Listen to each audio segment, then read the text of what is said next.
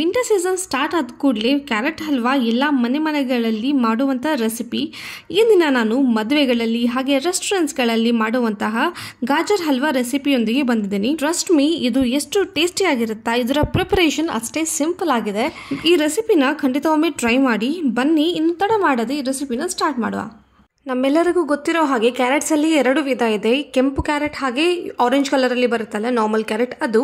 But ಗಾಜರ್ ಹಲ್ವಾ ಮಾಡೋದಕ್ಕೆ ನಾವು ಈ ಕೆಂಪು ಕ್ಯಾರೆಟ್ ಅನ್ನೇ ಯೂಸ್ ಮಾಡಬೇಕು. ಇದು ವಿಂಟರ್ಸ್ ಅಲ್ಲಿ ಬರುತ್ತೆ. ನಾರ್ಮಲ್ ಇನ್ನೊಂದು ಆರೆಂಜ್ ಕ್ಯಾರೆಟ್ ಬರುತ್ತಲ್ಲ ಅದರಲ್ಲಿ ಇಷ್ಟು ಚೆನ್ನಾಗಿ ಬರಲ್ಲ. ಸೊ ಪ್ರಿಫರ್ ನಾವು ಇದೇ ಕ್ಯಾರೆಟ್ ಅನ್ನು ಮಾಡುವ. ಇಲ್ಲಿ ನಾನು ಅರ್ಧ ಕೆಜಿ ಕ್ಯಾರೆಟ್ ನ ತಗೊಂಡಿದ್ದೀನಿ. ಇದನ್ನ ಚೆನ್ನಾಗಿ ತೊಳೆದ್ಬಿಟ್ಟು ಇದನ್ನ ತುರ್ಕೊಂಡು ಇಟ್ಕೋತೀನಿ. ಮೊದಲಿಗೆ ನಾನು ಒಂದು ಕಡಾಯಿಗೆ 2 ಸ್ಪೂನ್ ಘೀ ಹಾಕೋತೀನಿ. ಘೀ ಮೆಲ್ಟ್ ಆದ ಕೂಡಲೇ ತುರಿದಿಟ್ಟಿರೋ ಕ್ಯಾರೆಟ್ನ ಹಾಕೋತೀನಿ. ಈಗ ನಾವೇನು ಮಾಡಬೇಕು ಅಂದರೆ ಕ್ಯಾರೆಟ್ನ 10 ನಿಮಿಷಗಳ ಕಾಲ ಈ ಘೀಯಲ್ಲಿ ಚೆನ್ನಾಗಿ ಹುರ್ಕೋಬೇಕು.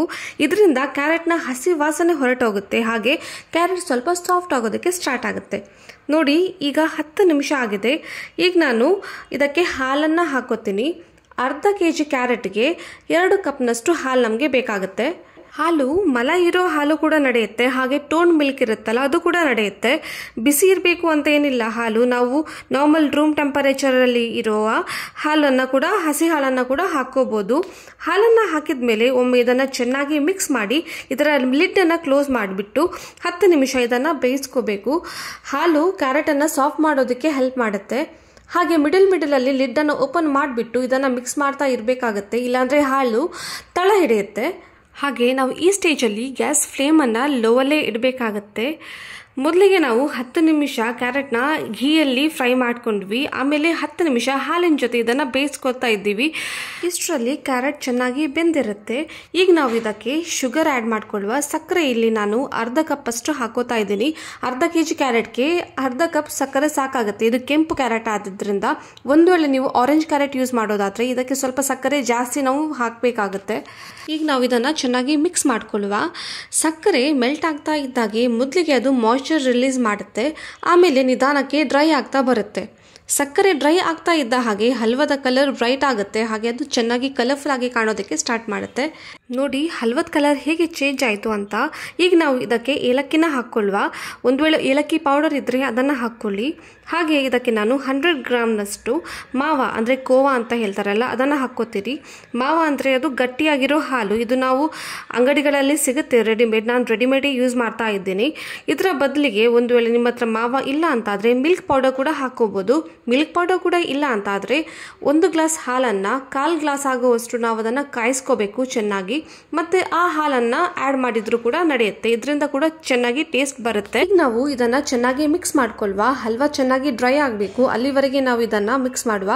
ಹಾಗೆ ಡ್ರೈ ಮಾಡ್ಕೊಳ್ವಾ. ಹಾಗೆ ಇದರ ಮಾವದಲ್ಲಿರೋ ಲಂಪ್ಸ್ ಏನಿದೆ ಅದೆಲ್ಲ ಏನು ಉಳಿಯೋದಕ್ಕೆ ಬಾರದು, ಅದೆಲ್ಲ ಚೆನ್ನಾಗಿ ಮೆಲ್ಟ್ ಹೋಗೋವರೆಗೆ ನಾವು ಇದನ್ನು ಮಿಕ್ಸ್ ಮಾಡ್ಕೋಬೇಕು. ಕ್ಯಾರೆಟ್ ಹಾಗೆ ಮಾವ ಒಂದರ ಜೊತೆ ಒಂದು ಚೆನ್ನಾಗಿ ಬೈಂಡ್ ಆಗಬೇಕು. ಹಾಗೆ ನಾವು ಇದನ್ನು ಮಿಕ್ಸ್ ಮಾಡ್ಕೋಬೇಕು. ನೋಡಿ ಇಷ್ಟಾದರೆ ಸಾಕು. ಈಗ ನಾವು ಇದಕ್ಕೆ ಡ್ರೈ ಫ್ರೂಟ್ಸ್ನ ಆ್ಯಡ್ ಮಾಡ್ಕೊಳ್ವಾ. ಇಲ್ಲಿ ನಾವು 3 ಟೈಪ್ಸ್ ಆಫ್ ಡ್ರೈ ಫ್ರೂಟ್ಸ್ನ ಆ್ಯಡ್ ಮಾಡ್ಕೋಬಹುದು. ಗೋಡಂಬಿ, ಬಾದಾಮ್ ಹಾಗೆ ಒಣ ದ್ರಾಕ್ಷಿನ ನಾವಿಲ್ಲಿ ಯೂಸ್ ಮಾಡ್ಕೊಳ್ಬೋದು. ಪಿಸ್ತಾನ ಈ ರೆಸಿಪಿಯಲ್ಲಿ ನಾವು ಯೂಸ್ ಮಾಡ್ಕೋಬಾರ್ದು, ಯಾಕೆಂದರೆ ಅದು ಅಷ್ಟು ಚೆನ್ನಾಗಿ ಬರಲ್ಲ ಟೇಸ್ಟ್ ಈ ರೆಸಿಪಿಯಲ್ಲಿ. ಹಾಗಾಗಿ ಈ 3 ಡ್ರೈ ಫ್ರೂಟ್ಸನ್ನು ಮಾತ್ರ ನಾವು ಹಲ್ವದಲ್ಲಿ ಯೂಸ್ ಮಾಡ್ಕೋಬೋದು.